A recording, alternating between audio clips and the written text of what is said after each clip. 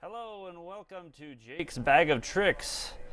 Today we're going to be going over some Blender 3D tricks that I know, and we'd like to welcome everyone out to episode 2. Episode 1 was more of a test. This is more or less just a test as well, but we're a little more prepared. We've got better titles. You see that awesome 3D swinging Jake's Bag of Tricks bug that I've got going on there. And yeah, so we've got some music too that we're gonna bring in here. This is a band that I found out about several years ago, and I just love. So we're actually gonna come down here to our main screen. Hello everyone, how's it going? And we're gonna go ahead and get that music going I promised you. So this band is called Brad Sucks, and the name of the song is Certain Death. It's kind of a depressing name for a song, but kind of depressing music. Anyways, I like it. I'm not depressed or anything, but I just get a kick out of his music. He's an independent guy who just makes some cool music, and he says use it and donate if you can. So if you can donate, hold on a second, let me bring up his website really quick.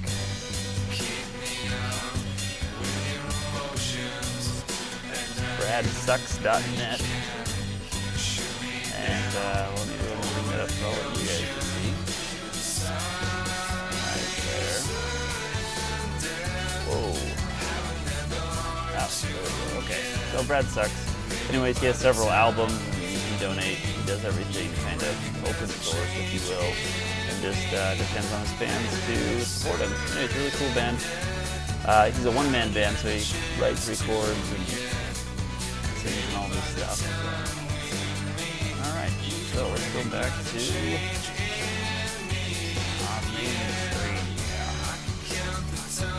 okay, so today, go ahead and kill this right here.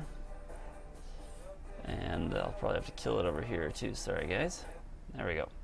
Okay, so I've been working on some projects as of late, and one of those projects is a music video for my good friend Jeff the Baconator Moyer, and so we had him and his band, the Creature from Jekyll Island, come out on Saturday, and we recorded a music video for them, and we just started looking at the footage yesterday, and worked on it a little bit today just to kind of see what we could do with it. And this is a sneak preview that only a couple guarded eyes have seen, so don't blink. Dun dun dun! The epicness, the amazing epicness of it all. So we shot the whole thing green screen, so that scene you're looking at right there is this is just a temporary background that we've got going on. The music video has a steampunk, turn of the century, silent film kind of feel to the whole thing, and so we need to generate some backgrounds for this music video. And in all honesty, I have a couple artists that will be helping me on this.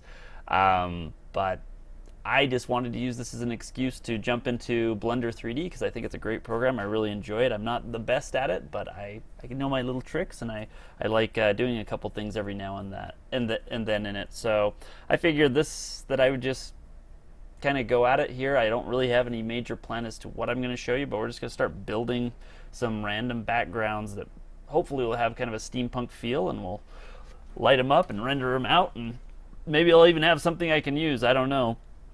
Ultimately, we're going to be using my brother William Thorup, and let me show you his portfolio here really quick. He's WilliamThorup.com. You can go look at his different pieces that he's done. It's just kind of his current work and his portfolio, and you can see some different things he's done. Here's some concept art that he did for a film that was pitched up at Sundance.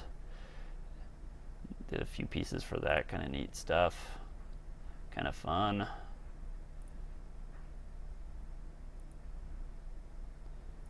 Anyways, go check him out, and be sure to comment on his work if you like it. You know, give him a call. He does commission work. He works in the same. We run a company together, and he is the art department, and I am the pretend to be art department, probably more like the salesman. So, anyways, I'm selling you on my brother right now. Really good artist though. Does some fun stuff, and he posts on a pretty regular basis. It's usually his sketches and whatnot, but he also does run another website called Jag Corner. And for you video game nerds out there, we at Thor Media, specifically my brothers Bryce and Will, and then I'm more of a cheerleader more than anything on it, but they have a website called Jag Corner, and they do programming for the Atari Jaguar. So let me just kind of show you what this is all about, so you can kind of see. So this is their web portal right here, the little cat meowing at you, and you click on that to enter. And basically, if you were ever interested in the Atari Jaguar, or as the Europeans would put it, the Jaguar, he's received flack for that, by the way, for our American pronunciation. But anyways, they just go through, and there's this kind of their adventures and blunders in learning how to program for a system that died 20 years ago. So, for example, there's a picture of their mobile dev kit that they built with the Atari Jaguar, and that's actually a game that they're working on right there. And they have several games in the works. You can go see their projects, and it kind of has a percentage meter, and it shows you how far along they are. They've only released one game so far, and it's their Flappy Bird ripoff. It's called Flappy McFur. And I'm going to try this just to see how well this works for you guys. I'll have to go back and look at it later, but you got to see this commercial. It's pretty awesome. All right, here it comes. Hopefully it'll hit HD here. Oh, it switched over. Oh, you know what? You guys might not have the music. I just realized I might have turned off the music. Anyways, it's Flappy Birds, but it's Flappy McFur. It's in reference to another Atari Jaguar game that wasn't so awesome. So, yeah. Are we getting any audio there? Nope, I turned it all down. There it goes. Okay, I'm restarting that just so you can hear the epicness of this commercial. Let's try it one more time. Alright, here it comes.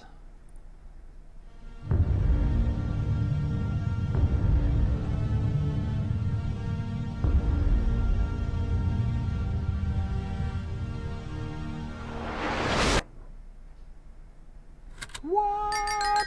It's Flappy McFur! So my brother Will, he, like I said, he's more of the artist side of our Brotherhood of Thorups.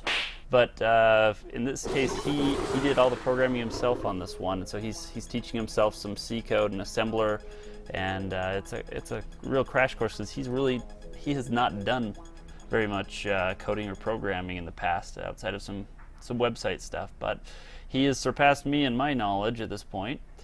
So anyways, there's some great people to go check out, some interesting things. I'll highlight some other stuff, but back to what we all came here for, which was this. Oh yes, it was this. Okay, so Blender 3D. I kind of explained what it was in the last video, but for those uninitiated among you, Blender 3D is a 3D animation modeling and rendering program similar to programs like 3D Studio Max or Maya. Cinema 4D is a popular one among the video guys. But basically we can start from nothing and generate any number of objects. We can generate text, we can generate full-fledged models and rig them and animate them and render them. So pretty awesome and versatile program. So what we'll be doing today is, first of all, I figured just as kind of a beginner's tutorial, I'll just show you how to create something like this little bug that I've got down here. Jake's Bag of Tricks. It's not perfect, it has some stuttering issues, but that's mainly because of the broadcasting software I'm using. But let me just walk you through how I made this. So let me go ahead and just start with a new project here from scratch. So this is Blender 2.71 Release Candidate 2. So more or less it's 2.71. They do what are called release candidates, which basically equates to, hey, this isn't the final version. There might be some bugs in the program, but you can download it and try it, basically. All right, let's see here. Okay. All right. So this is what the initial interface looks like when you load into it. I've got mine squished down a little bit just so I can see my broadcasting software and switch between sources over here. But in full screen, this is more or less what it looks like as well. So you have your navigation pane right here, and then we have several other toolbars and different places we can go to do different things. But the first thing to know is when you want to look at things in your viewport here, you hold down your scroll wheel and you just kind of move your mouse around, and it focuses and rotates around whatever object you have selected. So if I have the camera selected, well, actually I'll take that back. Right now it's set to kind of whatever it's centered up on. So there you go. That's our camera. And here's our cube, and now it'll rotate around the cube. But for this little beginner's tutorial, we kind of did something similar in the last episode, but I'm just going to show you with text and go over it again. I'm hoping that me doing this will inspire my brother Will to do some tutorials, because he is a lot more versed in Blender than I am, and a bit more articulate and accurate with his descriptions of buttons and control panels. I'm just going to like, well, you see this control panel over here? It's got a little camera up here. That's where you like make pictures, because it's a camera. And see the world? That's where you like take over the world in this program. It's awesome.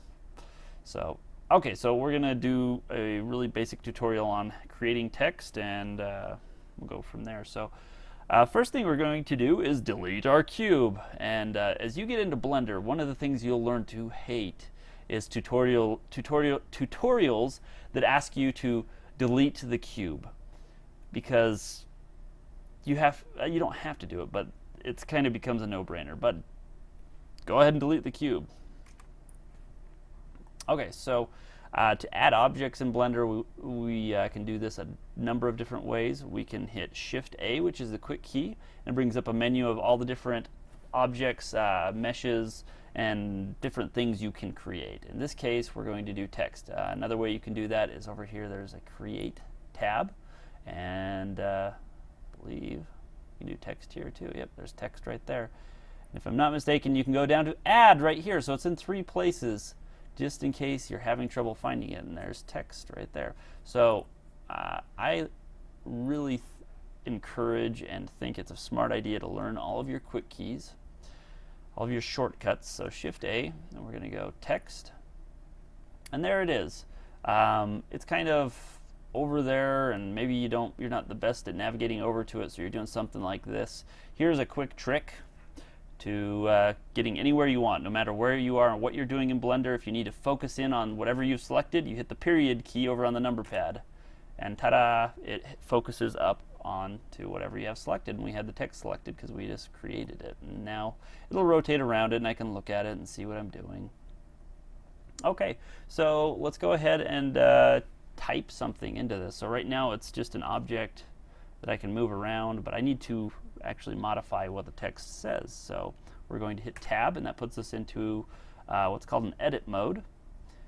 And if you can see down here, it actually tells you what mode you're in, edit mode. And as long as my cursor is over this window, the kind of this viewing window that we have right here, and I'm in the edit mode on text, now I can just treat it like a text editor. I can just backspace, and we'll do Jake's Bag of Tricks. Oh yeah, that's good spelling right there. Okay. And then we hit Tab to come out of that. Now we have our text in there basically. I don't like how it looks. This is the default Blender font. It's not horrible. I don't like it for what we're doing here.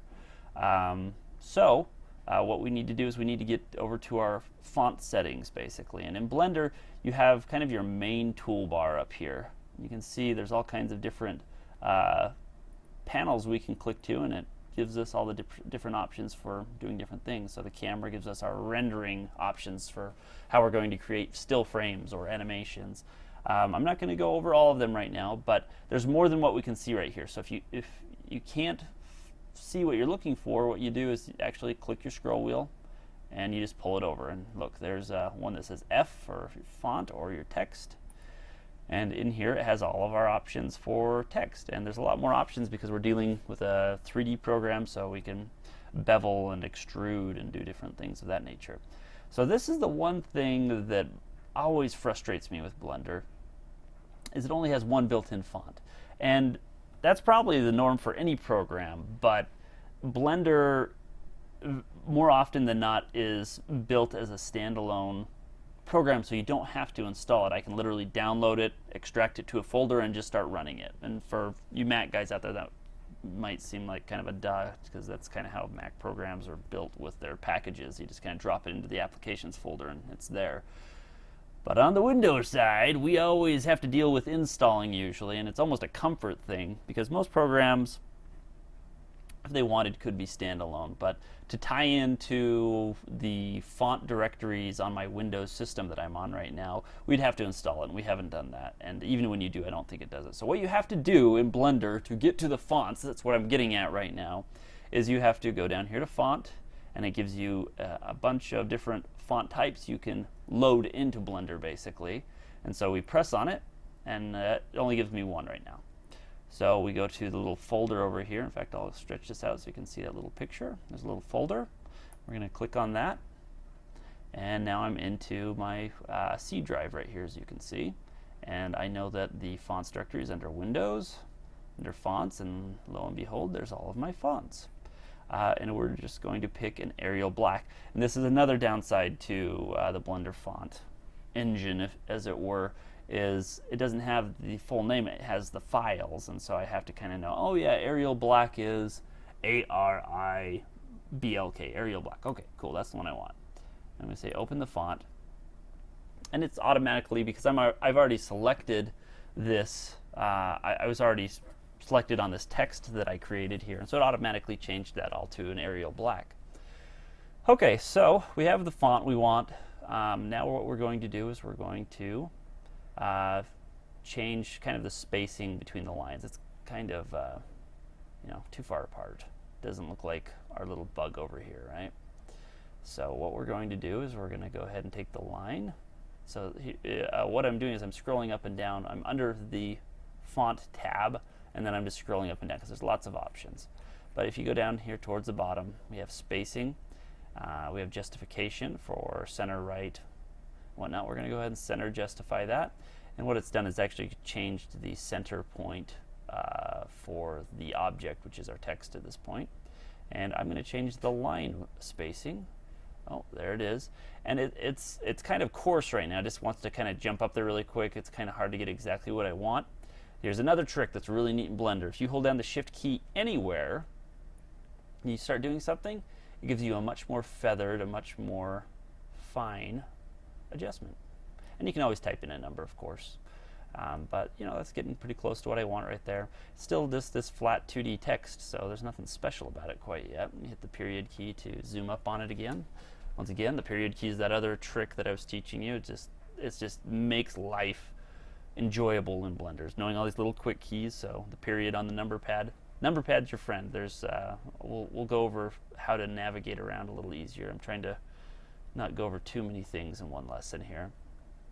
Okay, so once again, we're here with our text. We've changed the font. We've changed our spacing. Now let's make it 3D. So once again, here in our font settings, we also have geometry, and so we can change the offset, the extrude value, the depth value, and the resolution. So offset is taking the font file basically and trying to it's not extrude, as it were, but it's kind of trying to make the lettering fatter, as it were. So I'll show you what it does. I usually don't use this in Blender unless I'm trying to do something really specific, because it starts messing with the geometry. Now you can see we're losing faces, but it's thickening it up or thinning it down, basically. Sometimes thinning it down works, but it's not the best thing in the world to do. Okay, so that's a 0. My font's looking fine. Now extrude, this is what we'll be using most of the time. So we just grab, and what I'm doing here, just in case you're wondering, is I'm pressing on the field that I want to affect. And there's arrows on either side, and I can click those one at a time. Or I can just press in the center and hold, and then go back and forth, and it lets me slide it back and forth like a slider, basically. Once again, I can hit Shift to really fine-tune that to the depth that I want. Oh, whoops, I let go of Shift before I let go of it, so let's get it back down to where we want it. We'll say that's about where we want it. Okay, so let's look at this here. Not looking too bad, but look at those edges, man. Those are just sharp and harsh, and maybe that's what we want, but maybe it's not. So what we're going to do here now is we're going to create some more depth. And this is kind of more of a bevel setting, is really what it is. But you see that? Now we've created a beveled edge on all of our text. Kind of nifty. So it's a pretty sharp, chiseled, beveled edge, as you can see. But what we can do is we can take the resolution up. And now it gives us more of a rounded, kind of a soft, rounded edge on everything. That looks nice. I'm going to put it down to 0. Just gives us that to just go to the harsh edge on that. Okay, cool. So we have our text more or less how we want it. Once again, the way I'm looking around at this is I'm just holding down the scroll wheel as a center button, kind of like your third button, and I'm just rotating the mouse around, and it just kind of pivots around it. If I got off like this, it doesn't pivot around. It's kind of whatever's in the center of the screen right now. There's advanced settings, and we can actually change how that focuses, but I like to kind of work with the default. That way I don't have to go in and change a whole bunch of preferences when I get it into Blender. Okay, and speaking of default preferences in Blender, here's one that you're going to hate, but I kind of just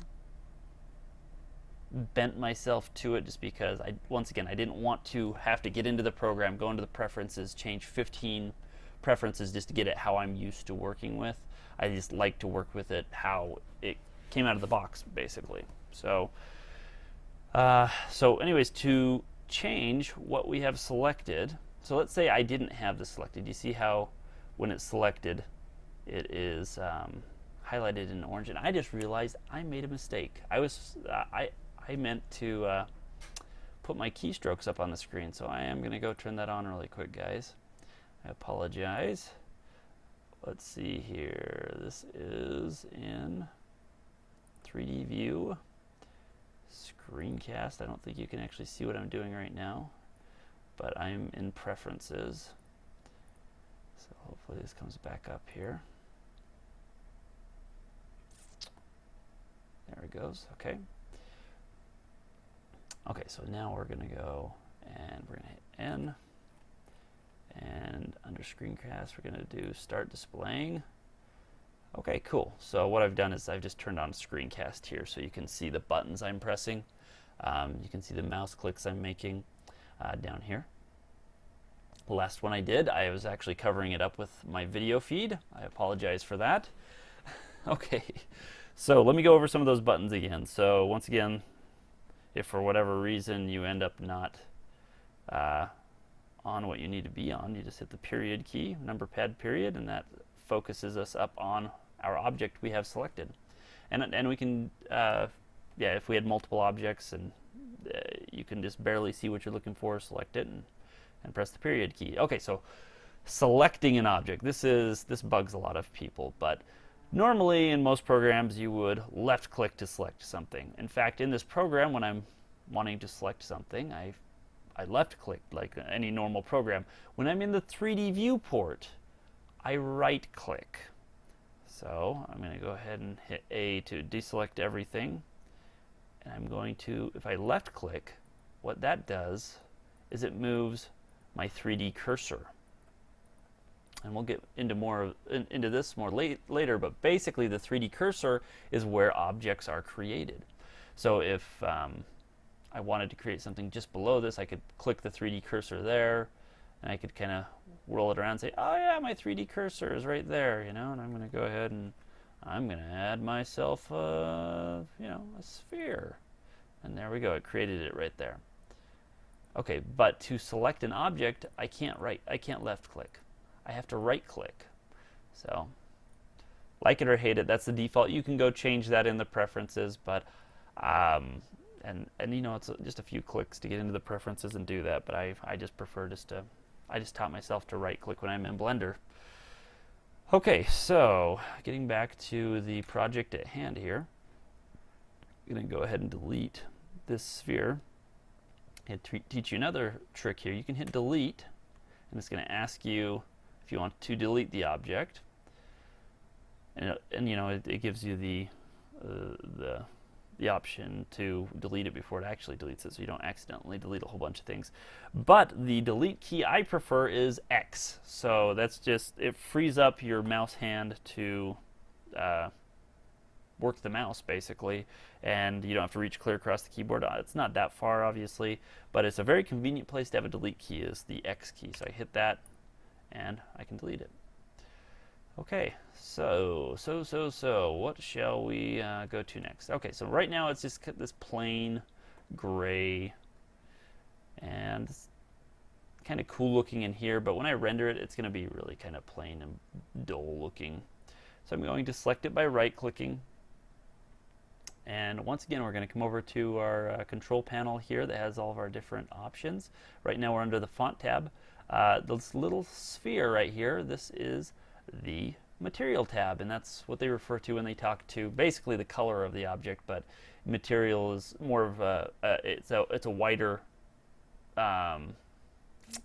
it talks about more things than just the color. So material is going to affect everything from our color to how shiny it is to how matte it is, if it's a shiny or a matte surface, and how light is affecting it basically. So, and that's a really small general way to explain it, but that's more or less it.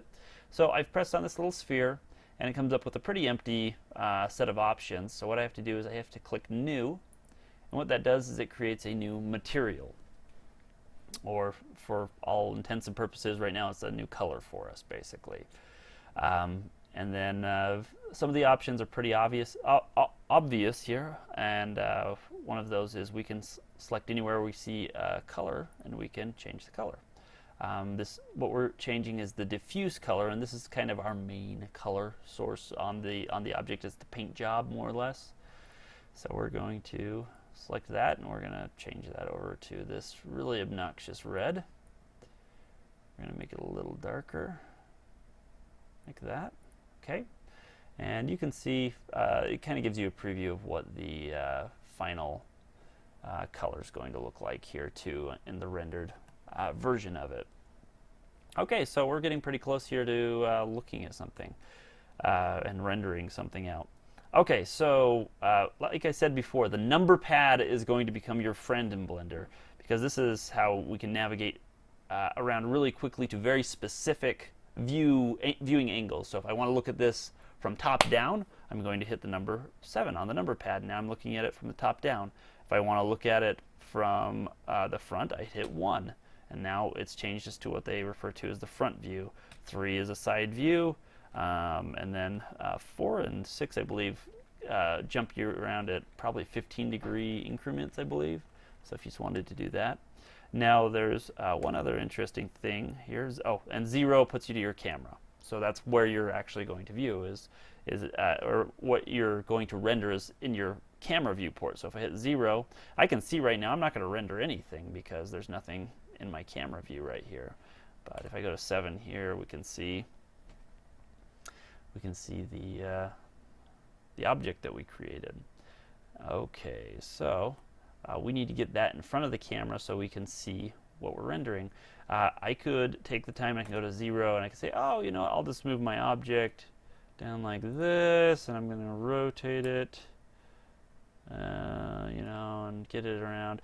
But generally, I like taking the camera to the object opposed to the object to the camera, unless I'm doing something really special with compositing and I need the camera to be in a specific place, so I'll move objects to it. So what I'll usually do here, I just did a Control Z to just kind of go back. That's pretty standard in any program.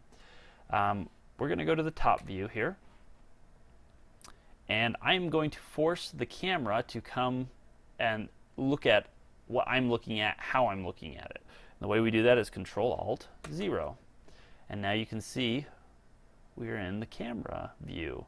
And you can tell when you have this grayed out area and then a translucent area where everything looks quote-unquote normal. I mean, it's a 3D program. It's only going to look as normal as it's going to look. Okay, so our camera's framed up around our object. We've got everything kind of built. So what we can do next is we can hit F12. F12 is kind of the universal key in Blender to render out a frame. This is different on the Mac because the F11 and F12 change between desktop views, I believe. You have to disable that in your Apple computer settings. Somewhere I've done it once for somebody I was teaching some Blender stuff. But if you are on a Mac and you can't use F12, then you come over to the camera right here, and there's a render button. You hit render, and bada bing, bada boom, there's a single frame of what we just made right there. And it's got a gray background, and it's okay looking, I guess. So let's go over and just make sure we're still broadcasting here. That's the worst when you think you're broadcasting and you're not anymore. Okay, we're still broadcasting. We got shut down the other day for using some copyrighted music. Oof. Felt quite small that day. Apologize to YouTube and Google profusely. Okay, so there's some different things we can do with the rendering here. Let's say I'm okay with the lighting. It's got some highlights and I can tell that it's 3D, but I don't want a gray background. Let's say I wanted a black background, for example. So one way we can do that is, well, the way we do that here in Blender is by changing our background, and we do that under the World tab. So under our tabs here, we have one that's called the World tab, and it looks like a little planet. If you press on that, brings up some color options down here, and it's always the first one on the left here. It's the horizon color is how it's marked, but you press on that, and I just want to make that black. I'm just going to change my slider down to that. I'm going to hit F12 again. Well, I guess I didn't hit F12 before. I'm going to hit F12. I'm just going to render that frame. And now we have a black background. Fun, fun, fun. This is also where you would turn on ambient occlusion for any of you out there who are a little more familiar with rendering techniques. So if I turned on ambient occlusion here, let's see how that looks. Gives you kind of just this even lighting across the whole thing. That red is kind of a really obnoxious red that I've chosen. If I were to go over here and change this to, let's get rid of this. Just hit new. So we just had this really plain gray material, and I hit F12. It's a little less annoying. And a lot of times this is referred to as a clay render. Where they haven't gone through and they haven't textured or colored their objects, and so they'll render it out with, at least I believe this is how they do it. This is, to my understanding, how they do it. They do a clay rendering or an ambient occlusion rendering of the whole thing. Blender has an option of approximate. It's just a faster way to render the ambient occlusion, or not, maybe not. But it's kind of it makes it look like it's had more passes or something. I can't remember. I think my brother Will told me to put this down to 1.5 or something like that, and that gives you a balance. Nope, it's slower. Okay. Anyway, ambient occlusion, if you want to remember that. Okay, cool. Well, that's more or less that tutorial on creating text and whatnot. Okay, so I don't know how much longer I'm going to run this episode, but the idea was to create some sort of a steampunk background for this picture. And I'm so excited about this music video, guys. It's going to be way fun. Okay, so let's go ahead and start a new scene. And I'm going to go through things a little faster in this. I'll try to kind of talk out what, I'll try to be verbose about what I'm doing and tell you kind of where I'm clicking and what I'm doing. But if I get into it, I might just start clicking through. Let me go ahead and turn on my my button press live viewcast thing that I turned on just a second ago. 3D view, turn that guy on. Let's go. Oh. Okay. And we're going to go ahead and turn that on. Okay, so that way you guys can see what I'm doing. Okay, cool. So this whole music video more or less takes place on a spaceship, and it's supposed to have kind of a steampunk feel. So the first thing that I would do is I'd probably go out and get some steampunk references to look at and say, oh, hey, you know what? I like what they're doing here. I like what they're doing here. This is kind of stupid. I like steampunk, but I'm no professional on, oh yes, well, this is what steampunk is, and this is my this is how I do it. So what I'm going to do here is we're just going to do a quick Google search. Google. Oh, well, I don't need to type that in, do I? We're going to do steampunk. And we put room as an additional search field on this. Okay, let me go ahead and switch you guys over so you can see what I'm looking at here. We're going to go ahead and turn on all. Okay, so I just did a quick search steampunk room. We're going to go to images and just see what other people are doing with kind of backgrounds, and that's kind of cool right there. What is this here? It's kind of an alchemist type room of some sort, maybe, or oh no, I guess this is kind of metal work of some sort.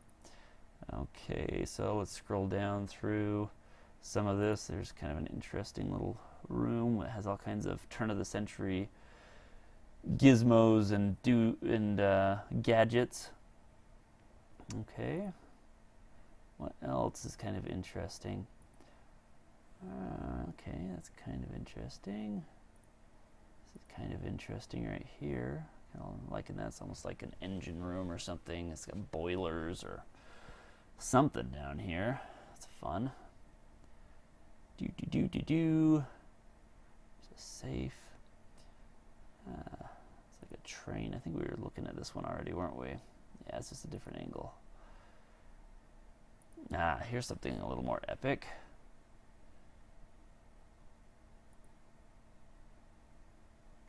Cool. Definitely not going to be able to go into that much detail on what we're doing. Oh, whoops. I totally just shut down my tab. Steampunk room. Like I said, I'm probably going to be using my brother Will to do a lot of this, but I thought I might be able to do something really simple, just kind of show you guys a couple more tricks. Some of you, I'm guessing, have stopped after that little basic tutorial on text, or fast forwarding through the video trying to find the tutorial on steampunk stuff that I was promising you in the description. I was telling my wife earlier, this is almost just a video diary for me, kind of a way to be on camera. I've always wanted to be an actor, but my wife says I'm not allowed to, at least professionally.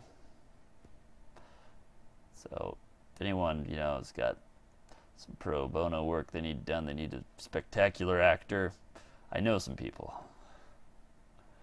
Okay, here, I've seen some neat stuff. All kinds of stairs and railings and different things here. I always think of cogs and spinning watch parts when I think steampunk. So maybe we'll just focus on that, because a lot of this just has tons of detail that we're not going to be able to get into right now. Alright, let's go ahead and switch you guys back to this. Alright. So the first thing I'm going to do is we're just going to create kind of a set so that more or less matches where I was shooting. And the way we're going to do that is we're going to start with a plane. I like working with planes, just a 2D flat plane. So what we're going to do is hit Shift A. I'm going to hit plane. Oh, and you see my 3D cursor was clear up here, and that's not really where I wanted it. And so I believe if I hit Shift S, yeah, Shift S, it gives me all kinds of ways to work with my 3D cursor. And I want to put my 3D cursor to the grid. Oh, no, that wasn't it. To center. There we go. So now it's at the center of my crosshairs here of my scene. And I'm going to go ahead and just delete that plane just because I don't care about it. I haven't done anything with it. And once again, we're going to hit Shift A, Mesh, Plane. Okay, now it's right in the center. And that just gives me an easy way to orient myself. If I wanted to do actual dimensions of the room, I could measure it out. There's a setting in Blender, and I could say, oh, well, let's work in imperial units or in metric units and create a physically accurate set, as it were. But I'm not too concerned with accurate for this music video. We're actually going for kind of crazy inaccurate rough is part of what we're doing. So first thing I'm going to do is I'm going to hit 7, and that puts me to a top view. This is another thing I've learned. This is one of my little tricks, and not so much a trick, this is just a really good way to edit. Is right now we're editing in what's called a perspective mode. So when I move things around, it's as if we were looking through a camera lens or just our normal eyes. Everything is warped around us. We don't really perceive that because having two eyeballs and also having kind of a perspective on a lens, around a curved lens, helps us kind of perceive depth better and through relationship to sizes of objects. Even if an object is the same size as another object, if it's far away, it's going to look smaller. So when I'm modeling, a lot of times I don't want that. I want what's called an orthographic view. And what that does is it removes all the perspective from what I'm looking at. And so no matter where an object is sitting in a scene, whether it's really close to me or the camera or really far away, it shows up on the screen the same size as the object that's far away that's the same size. And that seems kind of weird, but it has some distinct advantages when you're trying to model objects and different things. So to get into that mode, all you have to do is hit 5 on your number pad, and now we've gone into an orthographic mode. And it still has a 3D feel, but you can tell that there's something not quite there perspective-wise. So anyways, this helps out with modeling immensely, in my opinion. You might want to play with it, get used to it, and we'll go from there. So when I go to 7 now, I'm not I don't have any perspective going on, so it's almost like I'm looking at a flat piece of paper, kind of like a blueprint where everything is proportionally correct. Whereas if I was looking at the top of a building from a helicopter, let's say, I would be able to, depending on where the helicopter was sitting exactly, I might be able to see down on the edges of the front of the building, and it's just not the same as looking at the blueprints. You can't get accurate measurements from it. Well, it's not entirely true, but that's the idea. It's like a blueprint. Let's put it that way. Okay, so from here, what I'm going to do is I'm going to create more or less what the studio looked like that we were shooting in. It was a really, really basic, simple studio with a green screen in it, and we were just using one corner of the studio. So I'm going to go ahead and scale my plane here, and right now it's going to scale everything, and what I want to do is scale on the X, and that lets me scale just on my X-axis, axis, yeah. And it's more or less like that. And then what we're going to do is create 2 walls. The way we're going to do that is we're going to go into edit mode on this plane by hitting tab. And now we're in edit mode, and I can grab individual points on this object and move it around and do different things. Once again, I'm grabbing by pressing the right mouse button if you haven't gone and changed the preferences in Blender. Now, when I'm in edit mode, there's different ways to work with an object, and one of those is vertex editing, and that's what I'm in right now. A vertex is where 2 lines intersect. And so in this case, our plane is made of 1, 2, 3, 4 lines, and so we have 4 intersecting lines as well. So you can see here at each point there is a vertex, and they're just these little dots, basically. And so I can grab those vertices and move them around. I can grab 2 of them like this by hitting Shift and grabbing 2, selecting 2, and I can move that around. But what I really want to do is I want to extrude this edge right here and this edge so that I have walls, so it kind of looks like the corner of the room that we were filming into. So when I build my objects, I have a reasonably accurate space to work in, as it were. I will be changing some things in it just because of how we shot, but right now I can't do a lot with those vertices. And so what I'm going to do is I'm going to change into an edge editing mode. And so we have 1, 2, 3, 4 edges. So the way we get into edge editing mode is there's a button down here. You can see it says edge select, and we were in vertex select. And we can also go to face select. I want to be in edge select, and I'll say it again. Learn the shortcut keys. This is Control Tab. No, Control Tab. And you have to be your cursor has to be over the area where you want to make that change. But I'm going to hit Control Tab, and I can do that same thing. Vertex select mode, edge select, or face select. We're going to go to edge select. And now we don't have anything selected because we only had vertices selected before. Now I can right click there, and I'm going to right click there. Now I've selected where I want my walls to come up. So when we're in the edit mode, we can create more surfaces, more lines and whatnot by hitting E for extrude. And so what that's going to do is I'm going to hit E, and we can see that now I'm creating walls. The problem with what I'm doing right now is who knows whether or not I'm going straight up and down or not. Obviously like that I'm not. Maybe I'm over here. No, I don't know. So what I would do here is I would lock in the axis that it is extruding on. So the only thing I've hit at this point is E, and it started to extrude, and it's saying, okay, go up as far as you want, and click again, and it'll stop moving that. So what I'm going to do though before I click is I'm going to hit Z, and that puts us on our Z axis. In Blender, X and Y is kind of your flat 2D axis, and then Z is your depth axis, which is a little different than After Effects if you're into After Effects. And I'm told that it's different than most 3D programs, but that's how it is. So we just hit our X axis, and we are only extruding on the X axis now, and it's moving on that axis. Okay, so I'm just going to bring that up like this, and now we have a little room that we can work in. I can hit 0, and we can kind of see that 0 puts me to the camera, which puts me back into perspective mode.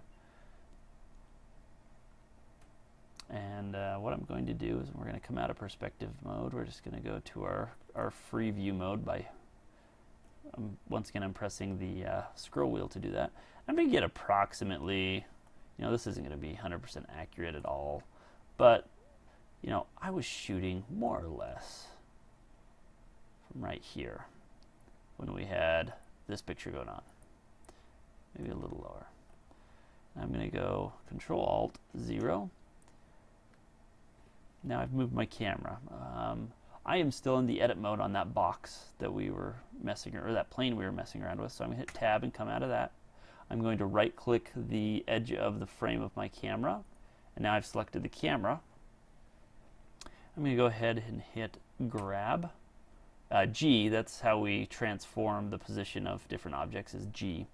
It's our quick key. I can also, if for example I'm on an object like this, I have my arrows, and I can grab those, and let's see. I'll normally would be able to grab that. Let's see. If I grab this as my X. Oh, there we go. Hey, look at that. If you left click on those, then you can move along the axes like that, which might be easier for some people. I am a right-click nut fanatic, though. I've been converted to the right-click of the Blender default preferences. Okay, so I'm also going to grab this camera, and I'm going to scale it down. It's actually not going to do anything to the actual perspective or view of the camera. This object is just representative of, hey, this is where the camera is. So when I scale this, it's just changing that representative size. It's not changing how it's seeing anything. And I'm going to come over here to the top view, and I'm going to grab this like that. That's kind of where we were. I'm going to go ahead and grab it and hit Z, move it down. It's kind of where we were, kind of like that. And then what I'm going to do is I have a camera option up here because I have a camera selected. So if I go up here into my my different tabs, I can press on the camera. And right now it's telling me how large of a sensor size I have in my camera and also the focal length of that.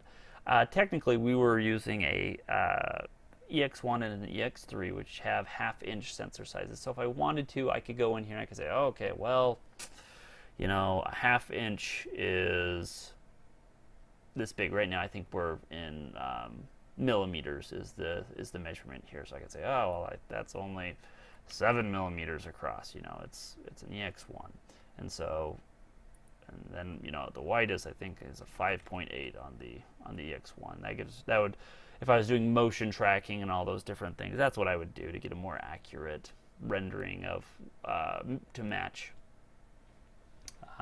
the source material. And we're not really that concerned, but I just thought I'd show that to you. I'm going to put this back up to 32 just so I don't get confused later. Put this to 30. Yeah, we'll put this to 24. Okay. All right, so there's our camera. So let's add some cogs and different things in there, which is kind of what I did in the last tutorial as well, but we won't be working in the game engine for this one. We'll just be doing really basic animations. So I'm going to hit Shift A, and right now we don't have anything outside of really basic shapes. We have a plane, a cube, a circle, spheres, cylinder, cone, torus, grid, and a monkey. The monkey is the default object, is kind of the Blender's version of the teapot. This is called Susan. So there are add-ons to Blender that give us more complex objects as well. So we're going to user preference, and once again, you can't see this. I apologize for that. Oh, you know what I can do though? I can just go to all like this, and then ring this up. Oh, you can see it now. Okay, and then we're in add-ons here. This is what comes up when you hit preferences. And we want to go to mesh. And I think it's just additional meshes, isn't it? Import, export. No. Oh, add mesh. There we go. And we have different options. There's a bolt factory. There's extra objects, pipe joints, regular solids, landscapes. Anyways, we're just going to add extra objects by clicking that, and that's all we need to do. We don't need to hit apply or anything. I'm going to go ahead and turn this off again, guys. And we're going to go, we can hit add down here, or we can hit Shift A, which is what I recommend. And now we have extra objects as an option. Now we have gemstones, gears, math functions, basic objects, sporus. I don't know what a sporus is. What is a sporus? It's like a cube with a chunk out of the center, I guess. Okay, got to keep that one in mind. So what we're going to do once again is we're going to hit mesh, extra object, and I want to create some gears. Ooh, hey, that's kind of a cool. I actually like the look of that default one there. That's kind of a cool look. So we're going to rotate that 90 degrees and on the x-axis. And hit enter. I'm going to go to my camera here. Okay, that's already kind of a cool look. With these extra objects here, I'm going to start over actually, so I can show you. You have to kind of keep a couple things in mind when you bring in specialty objects. So Shift A, extra object. We're going to bring in a gear, and it's a gear. So before I go messing with this, right now, this is its kind of default form. It doesn't have a bottom plane, as it were, an inside edge we can see up and into it, which I don't want. So when you bring in special objects like this, you usually get a set of options over here. See, we can see it says add gear, and now we can change kind of the different parts of it and make it thicker or thinner, bevel edges and do different things like that. So I need to find out what it is that actually causes. Okay, it's not that. Oh, no, it's not that. Conical angled crown, maybe? No, it's not that. Radius, width.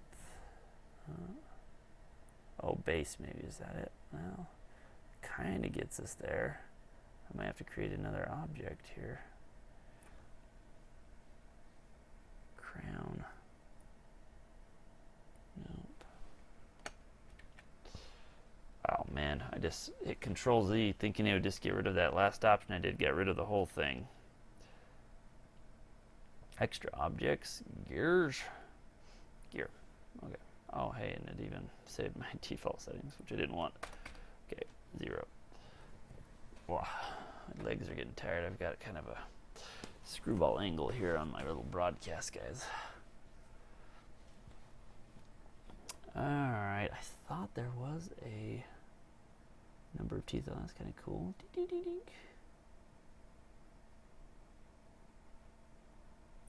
I liked 12. 12 was a good number there. Radius, width, base.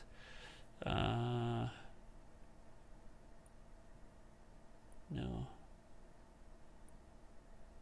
No. No. Crown, I guess you don't. I guess I'm going to have to generate something myself. Okay, take that back. You don't get all the options. Alright, so we're going to go ahead and rotate this 90 degrees on the X angle. Kind of gets it into a position that I'm liking. So we're going to go ahead and scale that down a bit. I'm thinking maybe this really big. Oh, you know what would be really cool? There's a part in this music video where our saboteur on the spaceship, Ike Christensen, opens a door. And I was thinking, it could be cool to actually have a big gear like this for the door instead of just having kind of a Star Trek type door. Maybe when he opens it, because he kind of gets his hand over and he opens the door like this. Maybe it's just a giant cog, big gear like this that just goes. So let's actually get rid of this one more time. We're going to go Shift A. We're going to go add an object, and we're going to add a gear. We're going to rotate it 90 degrees on the X, and then we're going to rotate it 90 degrees on the Y. Or not, excuse me. Rotate 90 degrees X, enter, rotate 90 degrees Y. Oh. X, Z, oh, Z. There we go. That's the axis I wanted. But I screwed up again because I didn't change my settings. Sorry. Shift A. Mesh. Gear. And then I want the base. Right, there we go. Okay, so I want this as a solid thing, right?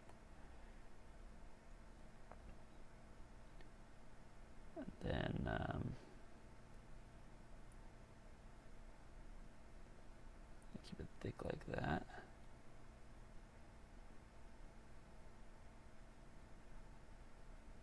Anyway, we'll just keep it like that for now. Still looks good, right?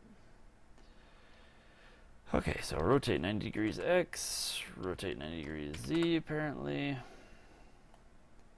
we're going to go ahead and shrink this down. Grab it. We're going to scale it on the X. It's a little thinner. Go to our camera view here. Yeah, you see what I'm up to? Grab Z. So what I'm thinking is maybe,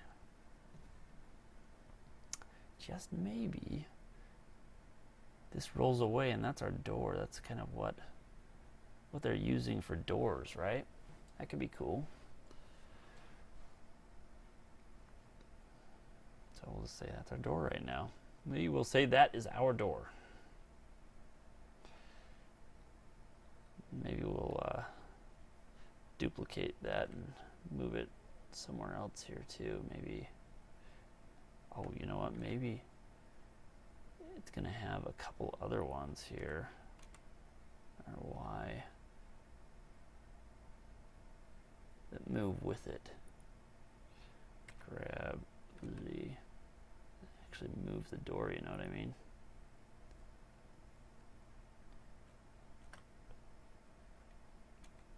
Or Y. Maybe do this right here, and we rotate on the ZX here.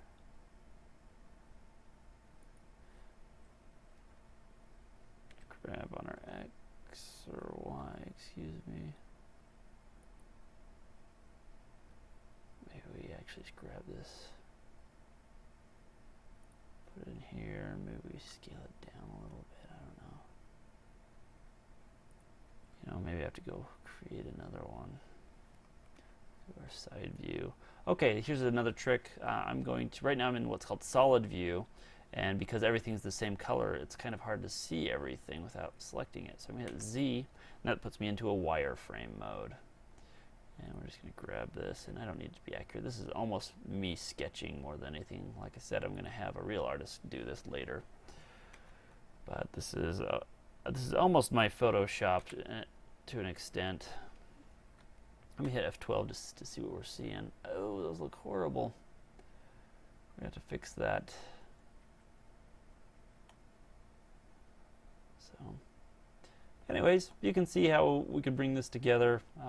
There's some cogs right there. Let's go ahead and create a maybe a tube, some tubes. I do that with a curve, a Bezier curve, and maybe we want you know, some tubes coming out somewhere. This is a little more of a complex object to work with, but from a malleability standpoint, it's hard to beat. So let's put some tubes. I don't know.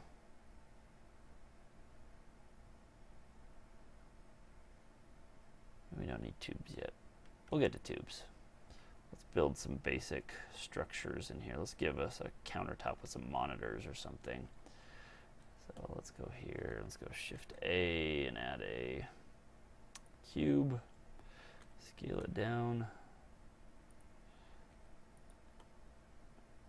Let's see, so we can kind of see what's going on there. Yeah, that's kind of fun.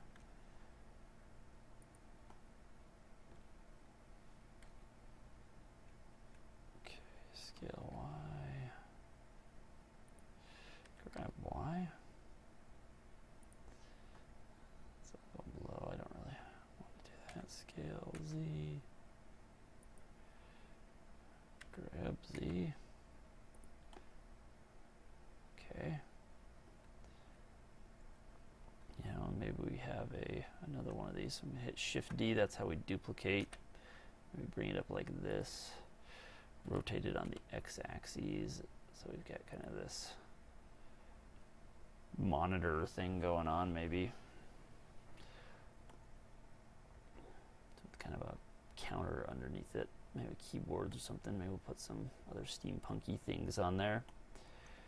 In fact, let's go ahead and just for fun turn this into kind of a double monitor thing. So I've gone into edit mode, and then I hit Control R, and that is how we can create more geometry within this cube. Right now it's just a cube, so it's a 7 sides, right?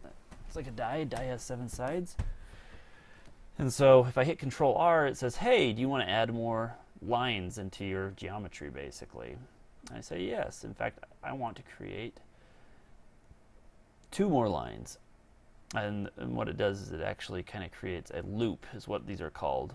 In the geometry, it says, okay, I can loop and create a line that goes all the way around this. That's important for maintaining good geometry, basically. But the way I created 2 is when I hit Control R, let me just start over here so you can see the keys that I press. Control R, and I'm in edit mode, obviously. And then I can kind of decide where I want that to happen, like where I want the cut to happen, or this loop, is it, where it's not really a cut, a loop of a line. And what I'm going to do is scroll up 1, and it gives me 2 loops. I'm going to go ahead and say select, and you select once and then it lets you place it wherever you want. In this case, I want it as centered as possible, so I'm going to hit escape and it's just going to center those up. And what I'm doing here is I'm creating kind of a separator for the monitors that I want to put up there. So I'm going to go ahead and hit scale on this. And right now it's going to do this crazy expand and contract thing. I don't want that right now. All I want is to move those lines together. So I'm going to hit X. And now it's just moving those lines together because there's nothing really to manipulate on the X-axis. So we're just going to do that. I can look at these. They're kind of vertical monitors. That could be kind of cool, kind of an interesting thing. So I'm going to go ahead and hit Control Tab, and I'm going to go to my face select mode. And now instead of selecting edges or vertices, I'm selecting faces like this. And I'm going to go ahead and select these faces. And I'm going to hit E for extrude. And right now, I don't want them to do anything. So I'm going to hit escape. And then I'm going to select these individually, just because I don't think it'll work if I try to do them both at the same time. But I'm just going to hit S for scale. And what that's done is it's actually kept it flat, but now I've created kind of this beveled edge. It's not beveled yet. I've created the geometry to create a beveled edge. I'm going to go over here. I'm going to do the same thing. Oh, excuse me. I'm on Control Z. I'm going to go ahead and scale that down. You know, roughly in between there, somewhere in there. I'm going to go ahead and hit S over here. Take a look at that. I could type in numbers and get them exactly right. I'm just eyeballing it right now. I'm going to hit extrude again. And this time I'm going to push it in a little bit, like that. In fact, I'm going to hit Control Z. Oh, can I redo? Is there a redo button? I don't see redo. So we're going to go ahead and scale that back down again. Yeah, that's more or less it. And then I'm going to select both of these. I'm going to hit extrude and push them both back a little bit. So now I have kind of this monitor thing going on. Something a little more advanced I could do here just to help in my modeling is I could give this some color. So I'm going to give the whole object a base color. And then what I'm going to do is go into edit mode.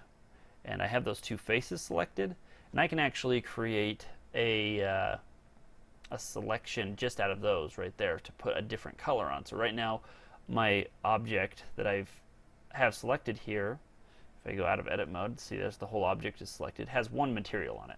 So if I hit tab, puts us into edit mode, I have the two screens that I want a different color, or I want to put something up on. And what I would do is I'd create a new material by hitting plus here. Now this object has two colors to it, as it were.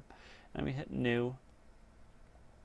I'm also going to hit assign. So what it's going to do is whatever I have selected here, when I hit assign, it's going to assign it to this new material, which is the same color as everything else right now. So now if I go into here and I say, okay, give me black screens just so it's easy to see them. And now I have black screens. Kind of fun.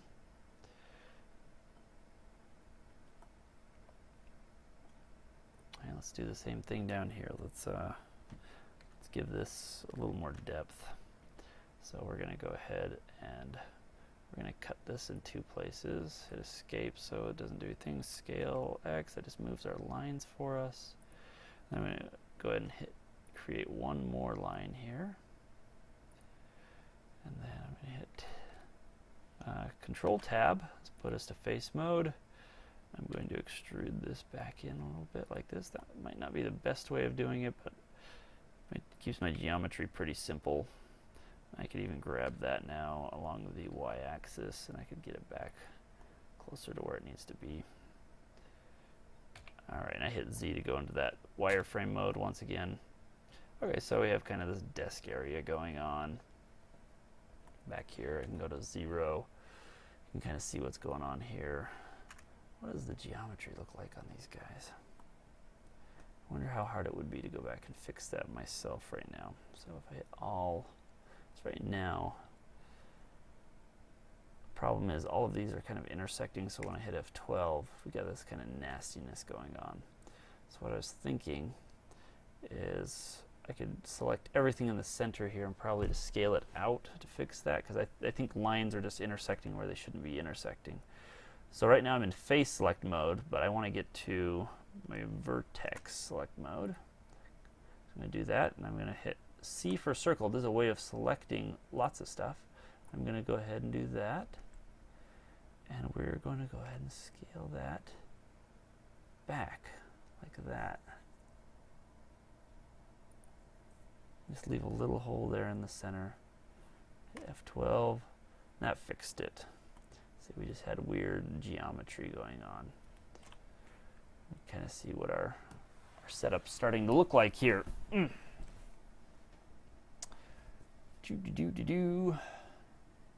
Okay, I can duplicate that, but I think that was easy enough that I'm going to just go up to these other cogs that I have and kind of focus up on them. I'm going to hit A. So what A does is it either selects everything or deselects everything. So I hit A to deselect everything. I'm already in a vertex edit mode. I can tell by my button down here, and also I can just see that there's lots of vertices. I'm going to hit C for circle, click on it, hit escape to get out of it. I'm going to scale it, and you can see, there we go. Just make that little circle. We might put something in the middle of that just to make it more interesting, so it doesn't have a hole in it. And we're going to do the same thing here. Circle. I'm going to go ahead and hit scale. And ta-da. Now when we hit F12, none of our wheels have the funniness going on. They're just kind of fun coggy wheels. So, okay, what else should we do to this here? You know, we could stop it here. This is just kind of giving me some ideas. Honestly, the idea of the big cogs as the doors is kind of a cool idea. It'll give us a moving element in our shots, because this music video is being shot in this turn of the century silent film style, kind of in the style of movies like Birth of a Nation or Man in the Moon. I don't even know if that's what it's called, but the one where they shoot themselves in a bullet to the moon, and so everything has this kind of stage play feel. So camera's kind of set up, and we do go into some close-ups, but it's kind of the static feel to it. So adding blocking is really important of some sort. So in this case, we could add blocking with the door opening and closing, things going on our screens here. And so this is giving me a couple ideas here. Let's go see how long we've been going here, because I'm probably boring people to death right now. And bow and settings.